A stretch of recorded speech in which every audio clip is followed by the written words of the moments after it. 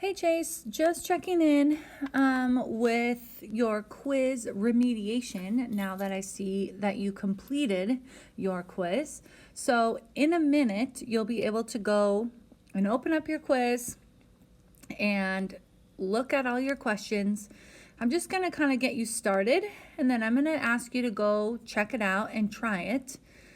But I'm also going to include in this video kind of a review of each question. So that way, if you're feeling stuck while you're trying to process through, you can always come back to this and check, okay? So this is gonna be a little bit longer of a video, but it's the best thing we have without being together, right? This is like our conversation. So in a little bit, you can go back to Schoology. You can open up your quiz from the weekend, and you'll be able to see your quiz score. And so I did just look at it. It is 9 out of 14. And the point of this remediation is for you to look at those 5 questions that we misstepped on, try to figure out what from the notes can I use to help me lock that information in, and then answer this new question. And we are really able to go all the way back up to 14 out of 14. But that depends on how much you look through your stuff, how much detail you put into this writing question. And the writing questions are also allowing us to practice for our test, which is mostly writing. So this is a great bridge, from our quiz to our tests that we're going to have to schedule in the next, hopefully, week or so.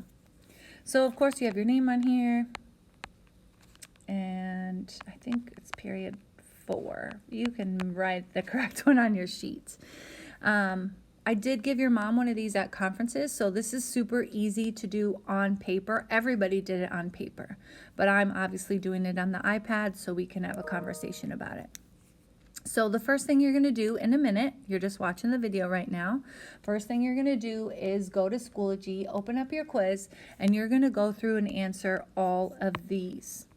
Did you have the question correct or incorrect? So I did a quick screen grab of your first 3 questions. Oops, that's not what I wanted. Here it is. So we can kind of get started together. So here was your question 1.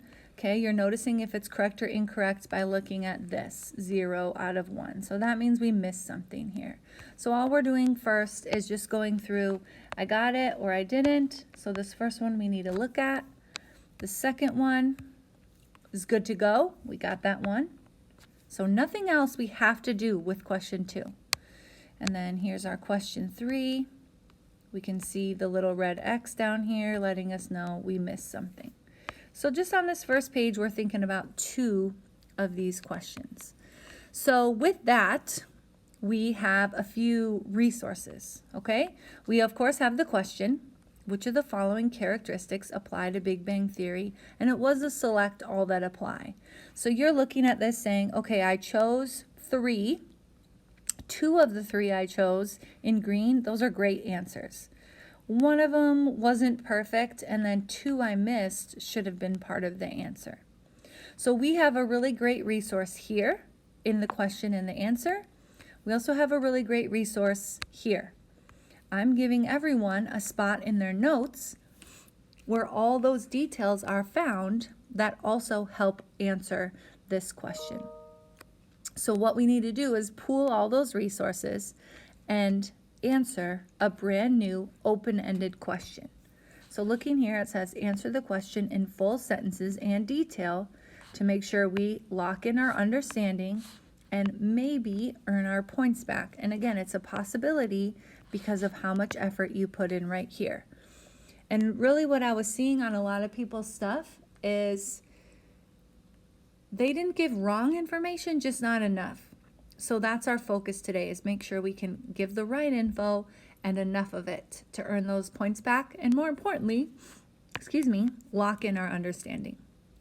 So for this first one, we did this one together, so I wanted to make sure I did it with you. We have the question, and this is a new question, Chase, so it's not always going to be the exact same question. And we can't put things in here like I clicked the wrong one, or whoops, it's B. Okay, this is where science goes, science writing. So here's our official new question. Describe 3 characteristics of the early universe according to the Big Bang Theory. So before we even start thinking about what our answer should be, what we're trying to do here is put in a full sentence. And the way we talked about it in class was looking at the question, what can we steal to give our new sentence starter? Okay? So lots of different ways to do this. We're going to just figure this first one out together. We know 3 characteristics is important, and we could either say the early universe or the Big Bang. So on your paper, you can be following along with this first one. So we're going to say, start with 3 characteristics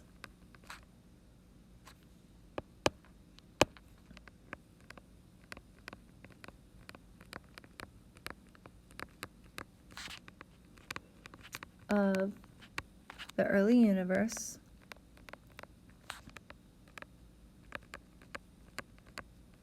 are, and so that's framing our thinking. So Chase, that's way more helpful than just writing 3 answers right here, because I won't remember what those are connected to later. But starting out with my sentence starter that I took right from the question, that's helping me connect all these ideas over here that I need. So we have our sentence starter. Now we need detail to earn points back.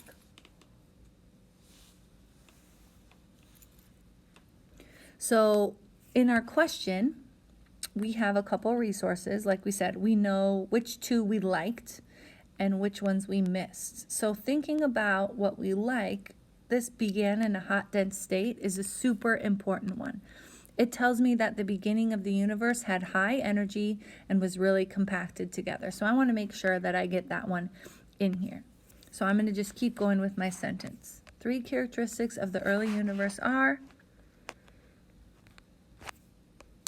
I'm going to say everything, you can be writing this on your paper, started in a hot and dense, remember dense means compact,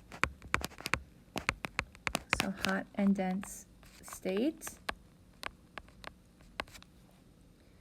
Okay, I really like this other one you picked. Universe is expanding.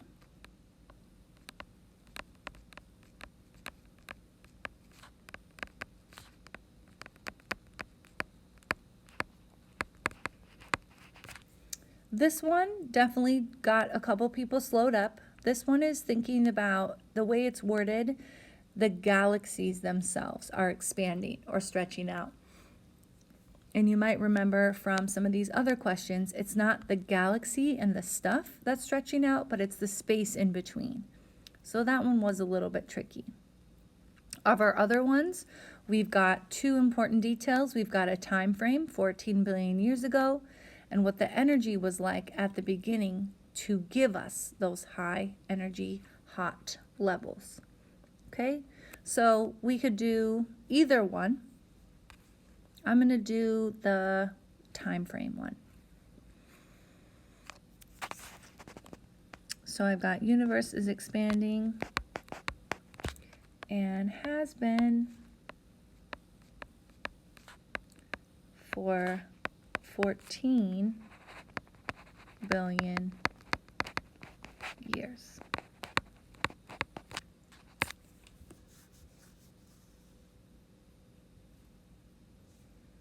So what that means is I saw my question on the quiz, right? I knew it was incorrect. I need to figure out what that information should be. So I looked at my question and my answer. We could also have looked at our notes. Let me go to that real quick.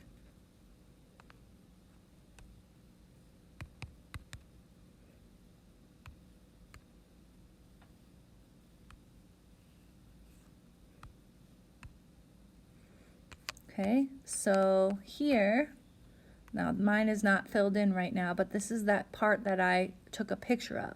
So you could be looking at that section right here going, oh yeah, hot dense state. Oh, singularity, 14 billion. So you're getting the reminder of that information. So that's helpful too. So seeing this on someone's remediation, this would get the point back. So this would be a +1. So that's the kind of detail that we're looking for. Does this take some time? Yes. Does it help us relearn the stuff we missed? Yes. So it is a little time consuming, but totally worth it. So we're done with number 1. Check. Now number 2, we had this correct right out the gate, so there's nothing really that we need to do for this one. As we are studying for the test, we talked about in class how these are great practice questions, getting ready for the test. So when you get it back or just on your own time, you know, you could read through those or fill them out or put in details to help review, but I'm not going to be grading any correct questions for a second time. You already got that idea. So here's our number 3. Let me go back to our questions. So you're just looking at your paper copy again, watching the video. We're going to kind of get number 3 started together. So here's number 3. The question was, which of the following are true about the green galaxy? So looking at our picture before we even kind of start thinking about the answers, we've got 3 galaxies, green, blue, yellow. And we know a little bit about each one. We know their distance on the graph and their velocity or their speed. So we can just read them. Like I can look at the actual number and say, okay, it's halfway between that 16 and 40. So it's right around maybe 22, 23. I could read the actual number. I could just say, well, green is less, yellow is more of a distance, and same thing with speed over here. So looking at what you chose, slower velocity than the blue. So that's accurate, right? It's a lower speed than the blue and really the yellow. Okay, but this wasn't all that apply. So that usually means there's one other one. I love that you recognized it's not moving faster than the blue, and it's also not farther than the yellow. So let's make sense of this one that we missed. Shorter wavelength than the blue. So when we think about these galaxies moving away, we said that meant red shift. So if it's red shifting less than the blue, its wavelength is going to be smaller. And that definitely was a tricky question. But knowing that you knew how to read the graph, this should be really easy. So again, we have our graph, we have our answers, we have a spot 2 in the notes reminding us about details. So Hubble's law, you don't have to fill this in, but it's just a spot where you can go to remind yourself what Hubble's law is stating. The fact that galaxies, as they move far away, tend to move faster away from Earth or the Milky Way. So again, we're studying up what it was and what the right answer should be. Now we have to answer our new question. So this is related, but a new question. Compare the green galaxy's distance and speed to the blue galaxy's distance and speed. And we want to make sure we put data in there. So that means numbers from the graph. So we have 2 variables that we want to discuss, distance and speed. And we want to do that in a full sentence, right? Take from the question. So let's start with distance. It's first on the list. So I'm going to say comparing distances, because that's what I'm looking at. And then I want to make sure I share info for both. So comparing distances, the green galaxy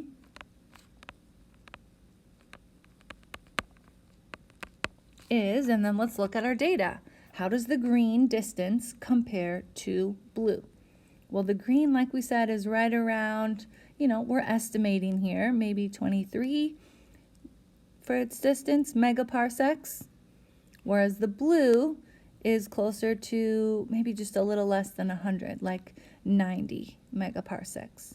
So the green galaxy, knowing the numbers now, we said green was 23 and blue was 90, we should be able to finish or complete our sentence. Comparing the distances, the green galaxy is, I'm going to say, closer at 23 megaparsecs versus the blue galaxy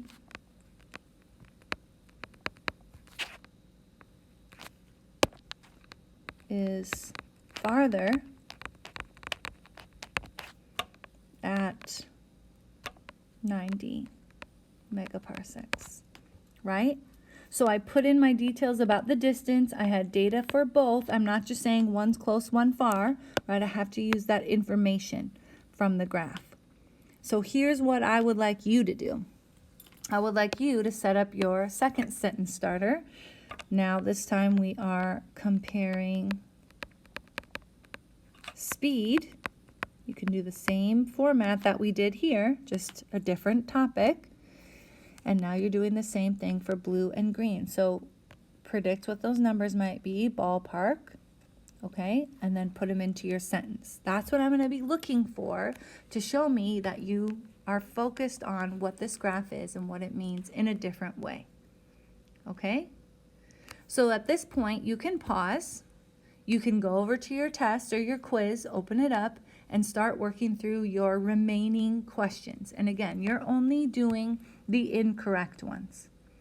Here's what I'm going to do, Chase, is I'm going to go through your other incorrects and give you a little background. I'm not going to write the sentence starter, but I'll kind of talk through it with you so you can come back to this video if you're feeling stuck, okay?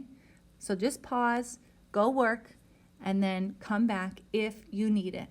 And then you can either take screenshots or bring your paper to school to turn it in, okay?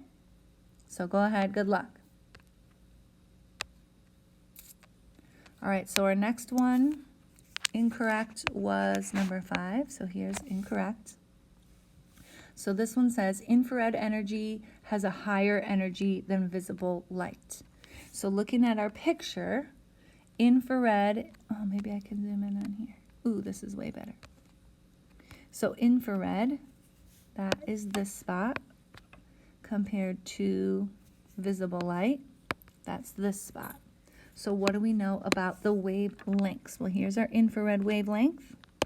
Should maybe match up the colors. Here's the infrared wave, and here is the visible light wave.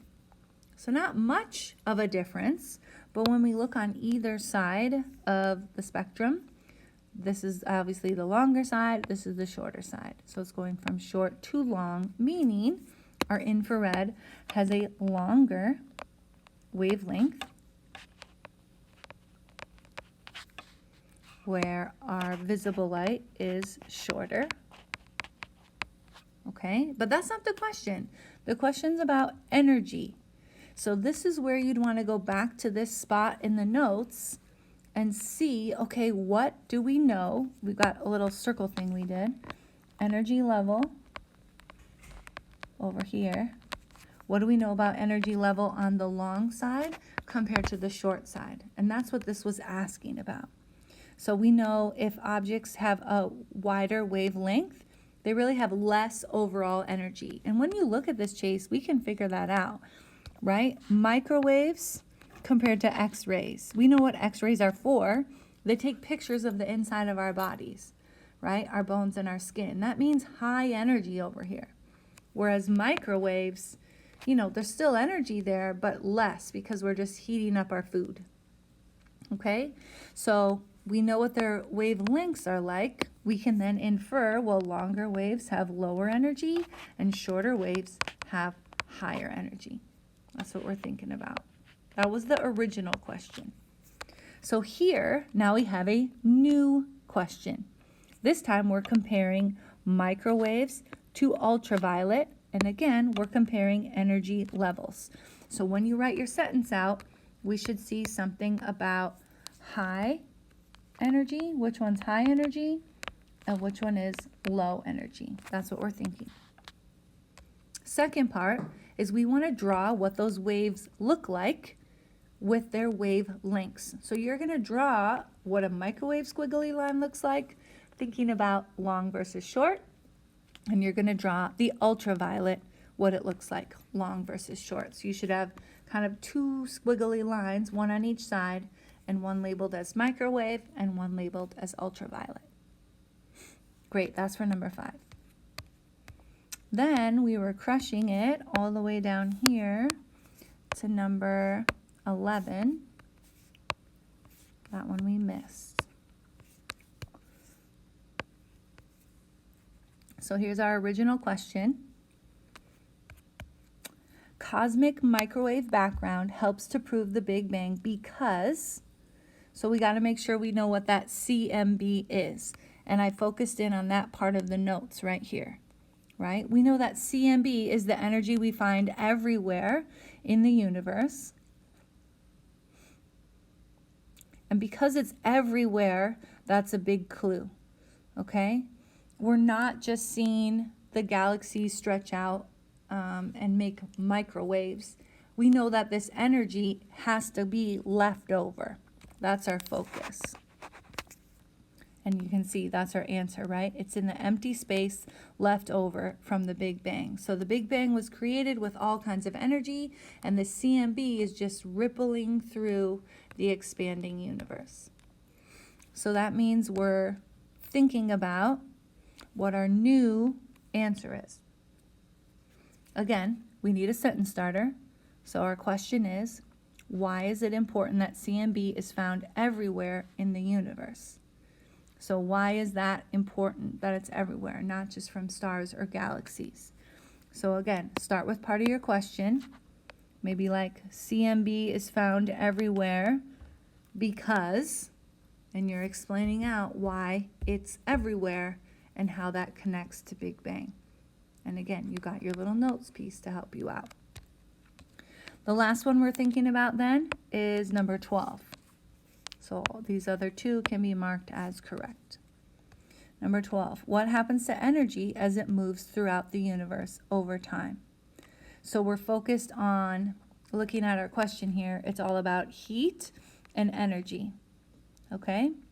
So knowing what we wrote all the way back in our number 1, the energy in the very beginning was that hot, dense state. So we know in the beginning it had to start as hot. Well, what does that mean about today? So if it was hot before, what is the change that we're seeing? And that can help us out again here with microwaves. Well, microwaves are the energy that we're thinking about everywhere right now. That's our CMB. Again, looking at its wavelength, we know it's on the longer side. It's got lower energy. Therefore, it's a cooler energy temperature. So if we went from really hot and dense then to longer waves cooled down now, we're talking about cooler energy and bigger waves. That's our CMB that we see today. So back to number 12. Here we go. We want to explain, using our full sentence, if we could reverse time, what would happen to the wavelength of CMB? So again, we want a sentence starter, okay? And we want to include this idea. I had a lot of people forget that.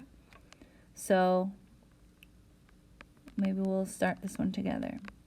By reversing time, I'm going to go here. The wavelength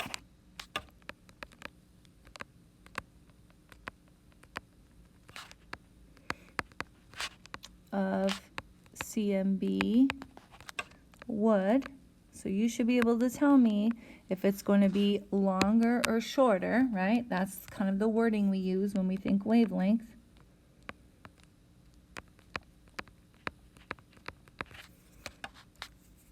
I guess I should say would get, right? Longer or shorter. And then the most important part here is because, right? That why, okay? This would happen if I reverse time because Again, here's what I already know. What do we know about CMB today that will give us this clue to what's happened if we reverse? Okay? So I'm looking to get this from you ASAP, right? Whenever you go through your questions, you're only making corrections on those incorrect ones, and then you can take a picture or let me know. I submit it into the study guide assignment so I can see it. Okay, and as always, Chase, thank you for still communicating, and just let me know if you're still stuck on number 12, then let's talk about it. Okay, great job.